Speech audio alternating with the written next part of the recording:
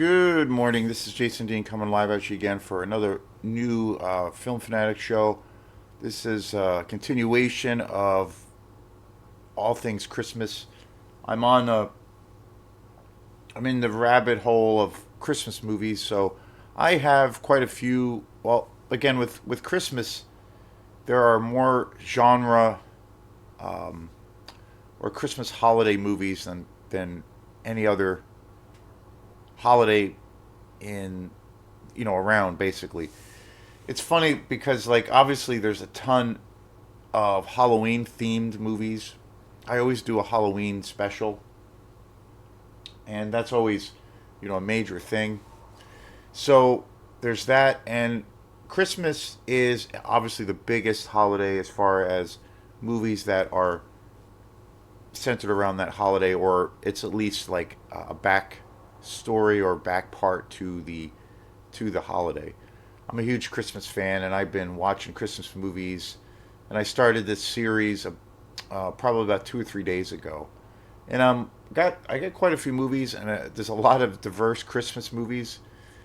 Christmas. The interesting thing about doing it this way, which I typically do, probably this is a little bit more of a deep dive, I guess, to a degree, because usually I'll watch Christmas movies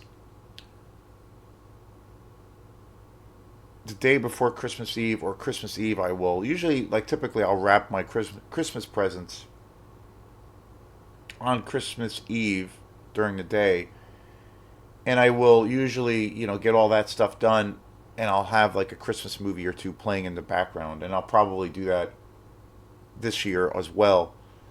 But now this year I'm watching for it started about, I guess, a week before Christmas, and Christmas is now only a few days away.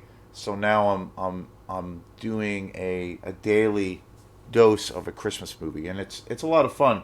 I have quite a few.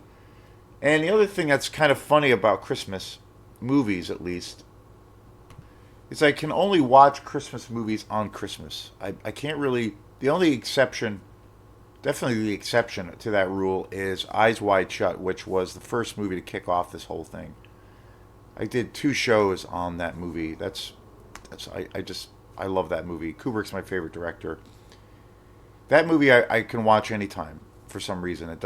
It's not a thing. But any other film, especially any of the movies I'm going to be talking about, and also that I'm going to be covering and watching and uploading, they're all movies that I can only watch around Christmas time. So today's show, and but like for as far as Halloween goes, I watch horror movies most of the time, and so it's never a thing. Like, I never have to be in that season to watch those kinds of films. And so today's show is on one of the greatest, easily one of the greatest, most iconic Christmas movies around, and that is A Christmas Story. I picked this up about a year ago on Blu-ray, and I just watched it last night. It was directed by Bob Clark, who is actually one of my favorite directors. And I'm going to talk a lot about Bob Clark in this video as well. But I bought this. This movie came out in 1983. It's pretty old school.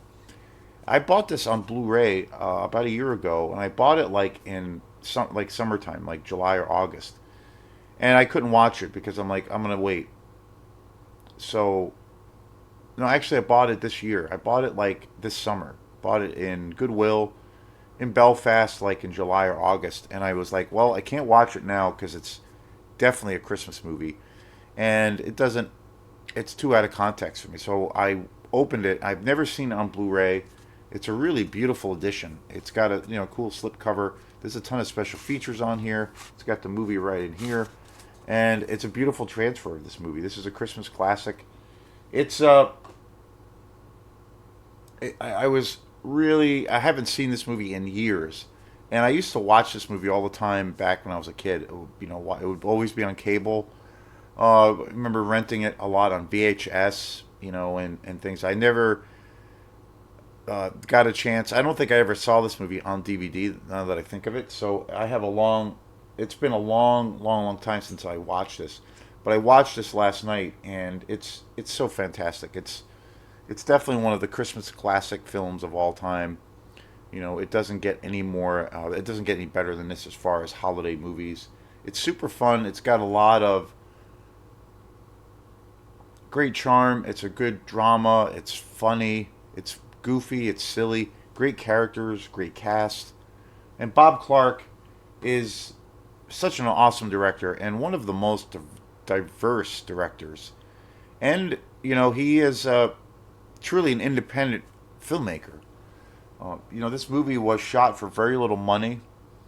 Bob Clark came out of the exploitation world and made this kind of leap into more commercial based films, but he still retained his, I think, you know, I wouldn't say Bob Clark was a sellout, quote unquote, but he really, I think he made that transition naturally into making more Hollywood based films or more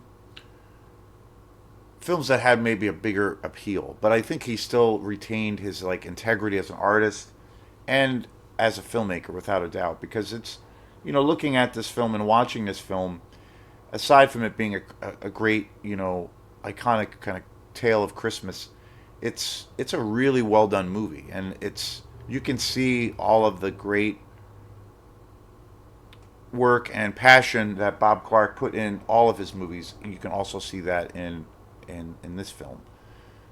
Again, like I said, Bob Clark, I own a lot of his movies on Blu-ray, and he's one of my favorite directors. And he's most well known for his world, his horror exploitation films. He made pretty much the most important, iconic slasher movie of all time, and that is Black Christmas. Bob Clark was a Canadian filmmaker. Black Christmas is one of the most iconic and influential horror films of all time. It's just a gut wrenching slasher film. It's one of, I you know, and slasher films are my favorite, and I'm looking forward to getting back to watching those movies. But that film is probably the most, pound for pound, the most important slasher film ever made, and it's so funny that like that movie's really gritty, dirty, and disturbing, and just crazy. And to see that, you know, he made Black Christmas and then made this movie is just like is literally, I think, kind of insane. Um, other films that he made that are just incredible. Death Dream, which is another horror exploitation movie, which is just a masterpiece. I bought that this year on Blu-ray. I had never seen that movie, and that movie is just amazing. It's totally gut wrenching, and it's such a riveting, uh, low down and dirty horror exploitation movie. Just an amazing movie. I've done at least one or two shows on that film, and that's one of my favorites of his career. Black Christmas too is, it's a close it's a close like race, or it's a pretty tight race in between those two movies. It really is. The other iconic film of his, which I also own on Blu-ray, is Children Shouldn't Play with Dead Things. That is I think it's one of the most influential horror exploitation movies of all time. Easily one of the greatest. It's on my top list of one of my favorite horror exploitation movies of all time. And again, it's one of those things where just blown away by the diverse career that he's had. Um, and I know him when I really got into his films, and I revisited A Christmas Story. I was like, holy shit, that's Bob Clark. Like, wow, that's bonkers that he went from those movies into this movie, into directing A Christmas Story. But again, I think he retained his artistic sensibility. It's a one of the most iconic films. I think all of his films are just groundbreaking. They're all ahead of its time.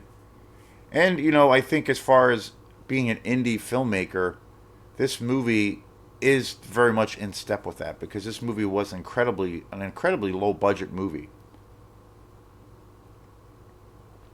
But it went on to,